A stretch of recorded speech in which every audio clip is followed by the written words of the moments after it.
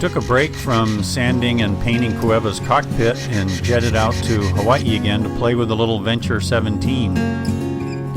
We rented a truck and towed the little boat over to Kaneohe to launch.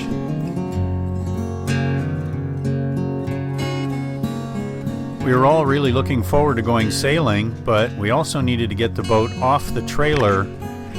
The trailer was going to be the key component of my mini-drydock that I've been building at Molokai.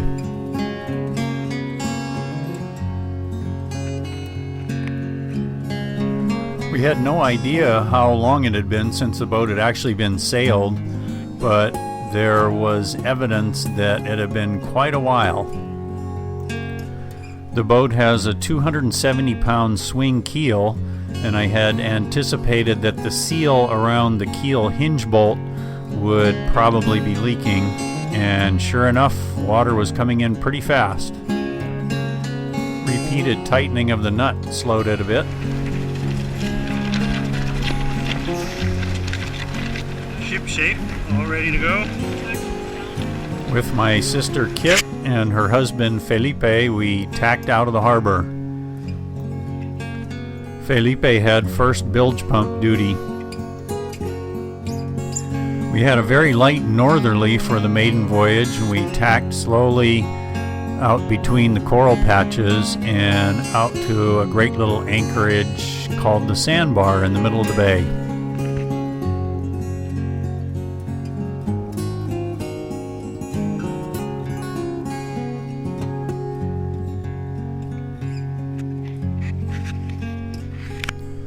Kaneohe Bay is such a beautiful sailing spot with the 3,000-foot Ko'olau cliffs as a backdrop.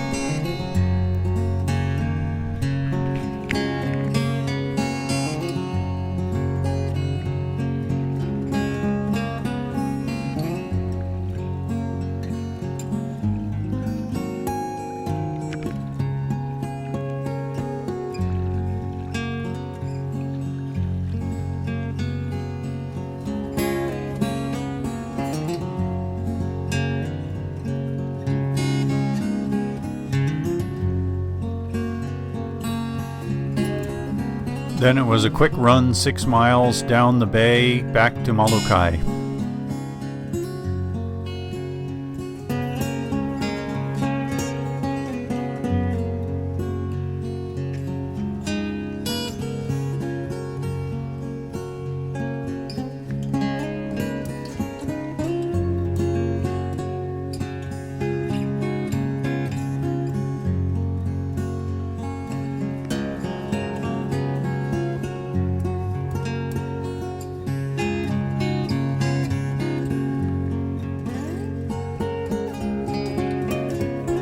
And yes, the water really is that green. This is untouched GoPro recording.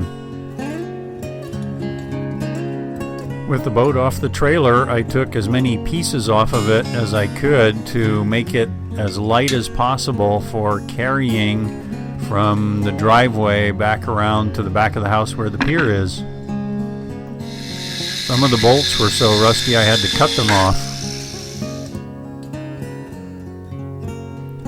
Meanwhile, the boat was anchored off the end of the pier, and we had a little cold front come through. The wind blew out of the south and then shifted to the southwest, and within half an hour it had switched around to the north and piped up to 28 to 31 knots.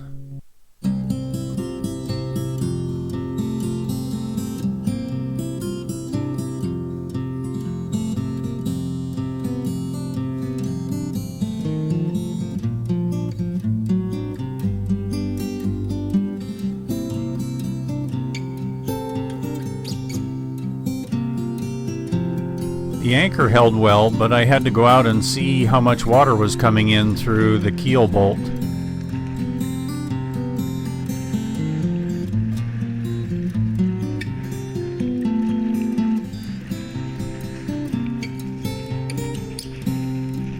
I should have taken some Dramamine first.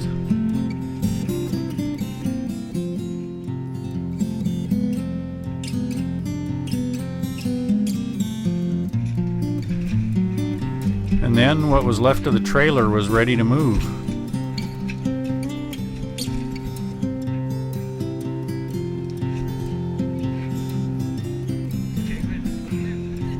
Now it's really going to teeter. Ready?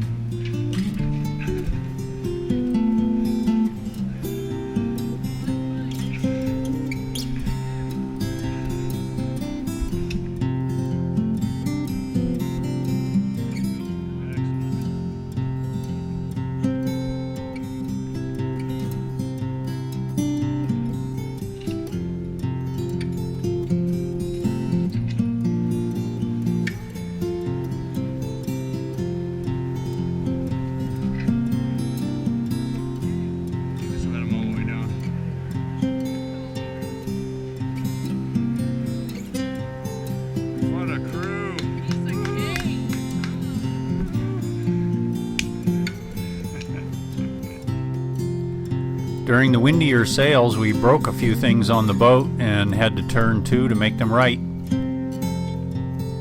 Jib luff wire, keel cable, and main sheet tackle all had to be replaced.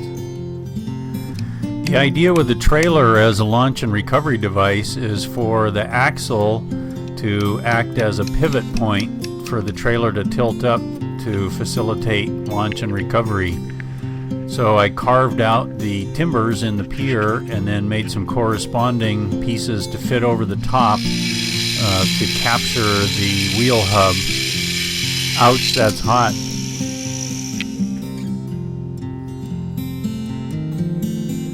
Here's the completed square tire. One of the other engineering challenges is that when you drag a sailboat onto the trailer rather than float it on, the keel won't clear the cross pieces, so they have to be modified to allow the keel to pass.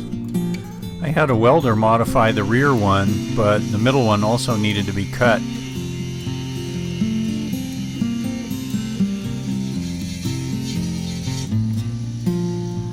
Then finally it was time for the first trial haul out.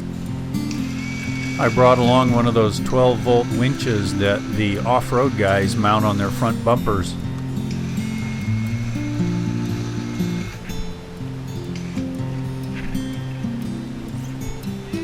Notice the floating tongue jack.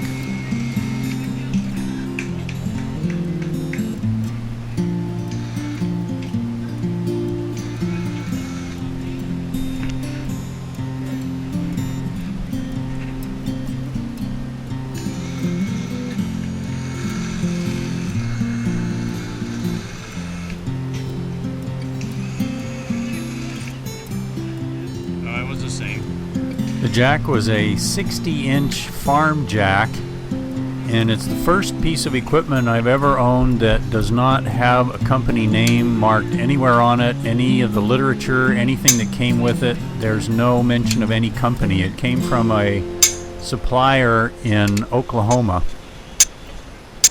There were some videos on YouTube that showed how to operate it, and one of the filmmakers called it the Widowmaker.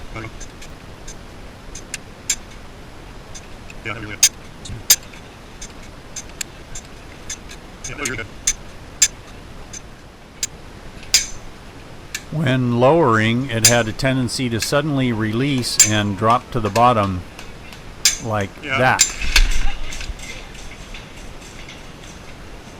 That's when the weight gets below 150 pounds. We were all in agreement that the farm jack was not so good.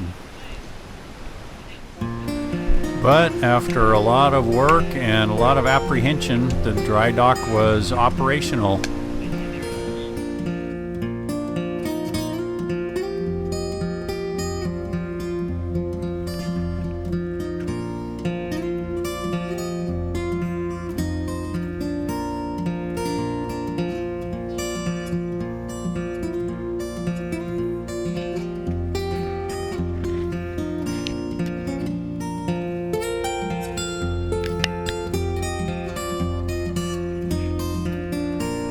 The next day I got rid of the farm jack and rigged some lines overhead from the stout mangrove trees.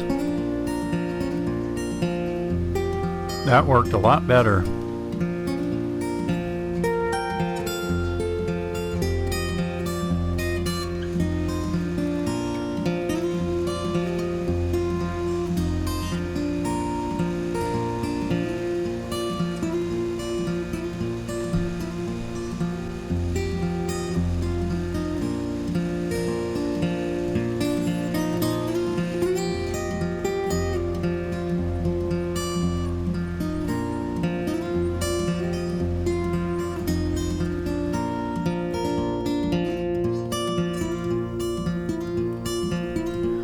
I'm pleased with the launch and recovery, and we had 6 beautiful sailing days on Kaneohe Bay, sailing the little boat a total of 72 miles.